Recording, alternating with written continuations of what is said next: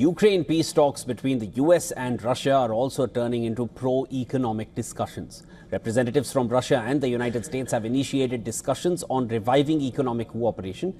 Kirill Dmitriev, the CEO of Russian Direct Investment Fund, is at the center of these talks. He said the US companies have lost an estimated $300 billion by exiting the Russian market following Western sanctions.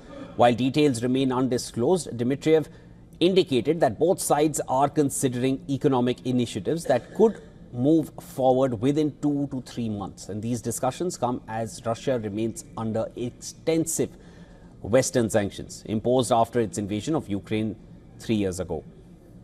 The measures have restricted most trade, frozen Russian currency reserves worth 300 billion euros, and cut off Russian banks from global financial networks.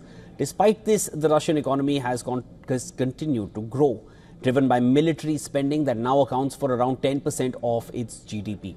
The talks in Saudi Arabia serve as a stepping stone for broader negotiations to come between Russian Foreign Minister Sergei Lavrov and US Secretary of State Marco Rubio, focusing on resolving the Ukraine conflict and recalibrating US-Russia relations.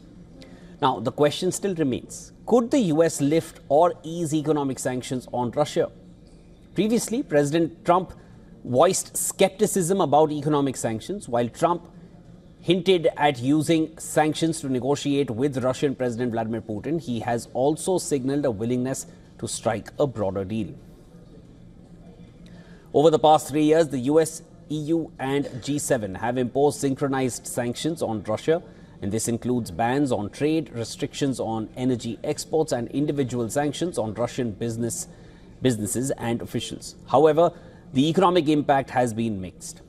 Russia's economy remains under pressure. Western companies have also faced setbacks, particularly those that exited the Russian market.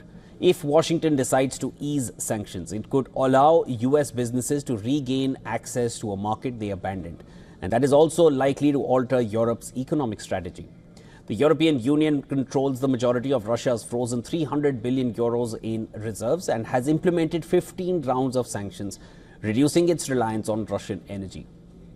The EU previously imported 40% of its natural gas from Russia. That number has significantly dropped since 2022. However, economic pressures are mounting. European gas prices for March delivery fell by 10% after speculation around US-Russia talks.